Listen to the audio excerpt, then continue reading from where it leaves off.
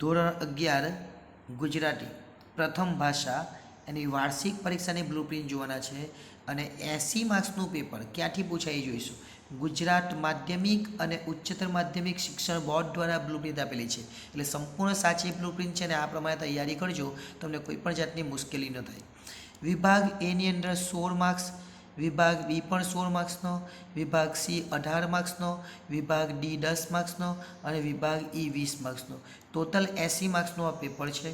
સૌપ્રથમ માળખું જોઈશું અને પછી પ્રશ્નપત્ર પણ જોઈ લઈશું કેવું આવે તે. એટલે વિડીયોને અંત સુધી જોજો અને ખરેખર વિડીયો ઉપયોગી છે, એટલે વિડીયોને શેર પણ કરજો અને ગમે તો છેલ્લે લાઈક પણ કરજો અને ચેનલને સબસ્ક્રાઈબ ન કરીને તો એ પણ કરી લેજો. પદ્ય વિભાગની અંદર વાત કરીએ શું પૂછાવાનું. નીચે આપેલા વિકલ્પોમાંથી યોગ્ય વિકલ્પ પસંદ કરવાનો છે. એવા 2 પ્રશ્નો, એના 2 માર્ક્સ છે. કેવી રીતે છે તો પેપર જોઈશું એટલે ખબર પડી જશે. નીચે આપેલા એક વાક્યમાં જવાબ, એવા 3, 4, 5, 6 એટલે કે 4 પ્રશ્નો પૂછાશે, એના 4 માર્ક્સ છે. ત્યાર પછી 3, 4 વાક્યમાં જવાબ આપો, એવા 7, 8 અને 9 એમ 3 પ્રશ્ન પૂછવાના, 7, 8 અને 9 અને દરેકના 2 માર્ક્સ એટલે કેટલા માર્ક્સ થવાના? એના 6 માર્ક્સ. ત્યાર પછી એક મોટો પ્રશ્ન અને એક જ પ્રશ્ન પૂછાશે 10 નંબરનો અને એ પ્રશ્ન લખવાનો રહેશે, એના કેટલા માર્ક્સ રહેશે? 4 માર્ક્સ. ગદ્ય વિભાગની અંદર ફરીથી આપણને વિકલ્પ 11 ને 12 એના 2 માર્ક્સ, 13, 14, 15, 16 એટલે 4 પ્રશ્નો, એના 4 માર્ક્સ. 3 આપણને 3-4 વાક્યમાં એવા 3 પ્રશ્નો 17, 18 અને 19 એના 3 પ્રશ્નોના 6 માર્ક્સ એટલે 2 માર્ક્સનો 1 અને 20 નંબરનો પ્રશ્ન એ બહુ મોટો પ્રશ્ન હશે, સવિસ્તાર, એના 4 માર્ક્સ. એટલે આ પ્રમાણે ગદ્ય અને પદ્યની તૈયારી કરવાની તમારે, એટલે એ પણ તમને યોગ્ય રીતે તમે કરી શકો. હવે વ્યાકરણ વિભાગમાં શું પૂછાવાનું એ જોઈ લઈએ. પહેલું, નીચેના વાક્યોમાં વિરામ ચિહ્નોનો ઉપયોગ કરવાનો, એવા 21 ને 22 2 પ્રશ્નો, એના 2 માર્ક્સ. વાક્યમાં માગ્યા મુજબ કરવાનું છે, વાક્યમાં રૂપાંતર કરવાનું છે. શું કરવાનું છે એ નીચે તમને કહેવામાં આવશે. આખું પેપર આપણે જોઈ લઈએ એટલે તમને પેપર નીચે જોશું એટલે ખબર પડશે, એના 2 માર્ક્સ છે. કૌંસમાં દર્શાવ્યા મુજબ વાક્યમાં પરિવર્તન કરવાનું, એવા 2 વાક્ય છે 25, 26 એના પર 2 માર્ક્સ છે. ત્યાર પછી નીચેના વાક્યમાં પ્રત્યયો ખોટા વપરાય તો સુધારીને લખવાના છે, એવો 1 પ્રશ્ન, એનો 1 માર્ક્સ.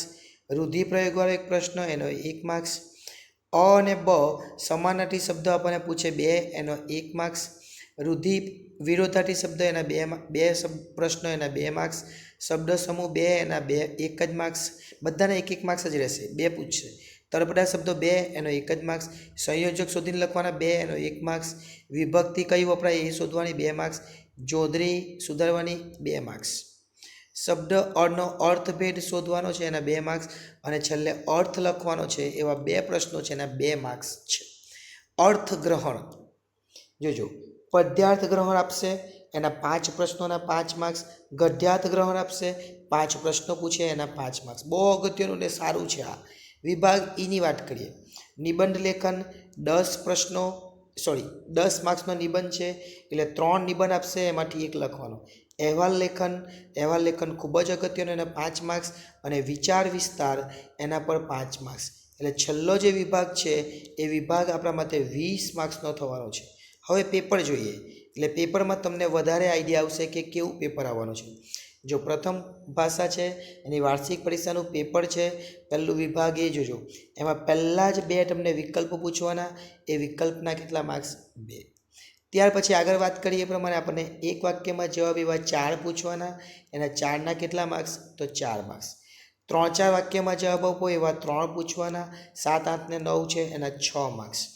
ત્યાર પછી એક મોટો સવાલ પૂછે તો એની 8માં પણ એક સવાલ આપશે, એના 4 માર્ક્સ. ત્યાર પછી ગદ્ય વિભાગ છે, એમાં પહેલાં 2 વિકલ્પો પહેલાંમાં પૂછેલા એ પ્રમાણે એના 2 માર્ક્સ. એક વાક્યમાં જવાબ આપો, એવા 4 પ્રશ્નો, 13, 14, 15, 16 એના 4 માર્ક્સ.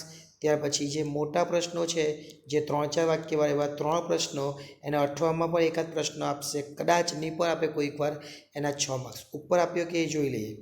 ઉપર આપણને નથી આપ્યો, જો અહીંયા પણ આપેલો છે, અહીંયા પણ તમને 8 આપેલું છે, એટલે છેલ્લે એકાદ 8 આપશે. અહીંયા પણ મોટા સવાલમાં પણ 8 તમને આપેલું છે, એટલે કે 20ના 20 એના 4 માર્ક્સ છે. વ્યાકરણ વિભાગની વાત કરીએ તો વ્યાકરણ વિભાગમાં આપણે વાત કરીએ વિરામ ચિહ્ન મૂકવાના છે, એના 2 માર્ક્સ છે. કૌંસમાં દર્શાવ્યા વાક્યમાં ભાવપ્રયોગને કળતરી કરવાનું છે, એના 2 માર્ક્સ છે. ત્યાર પછી વાક્ય પરિવર્તન કરવાનું છે, નિષેધ વાક્ય બનાવવાનું, ઉદ્ગાર વાક્ય, એના 2 માર્ક્સ છે. પ્રત્યયો ખોટા વપરાય તો એ ફરીથી સુધારવાના છે, એના 2 માર્ક્સ છે. ઘરોઘર આવી જવું રૂઢિપ્રયોગ છે, એનો 1 માર્ક્સ છે. સમાનાર્થી શબ્દો આ બંને લખવાના, એના 2 માર્ક્સ, 1 જ માર્ક્સ છે. વિરોધી શબ્દ 2 લખવાના, એનો 1 માર્ક્સ છે. શબ્દ સમૂહ છે 2 છે, એનો 1 માર્ક્સ છે. તર્પદા શબ્દો 2 છે, એનો 1 માર્ક્સ છે. સંયોજક શોધીને લખવાનું છે, એના 1 માર્ક્સ છે. સંયોજક એટલે જે જોડે તે જ્યારે ત્યારે આમાં આવે અને આમાં પણ આવે. ત્યાર પછી આમાં વિભક્તિ કઈ વપરાય છે, એનો 1 માર્ક્સ છે. જોડણી લખવાની છે, બંને ખોટી આપેલી છે, સાચી સુધારવાની છે. અનેકાર્થી શબ્દનો ભેદ આપણે શોધવાનો છે. પાણી પાણી એટલે કે પાણી કોને કહેવાય, પૂર કોને કહેવાય ને પૂર કોને કહેવાય, એ જ રીતના એનો બંનેનો અર્થ બતાવવાનો છે. અને આ બંનેનો શબ્દનો અર્થ આભરણ અને દૈત, એના 2 માર્ક્સ છે.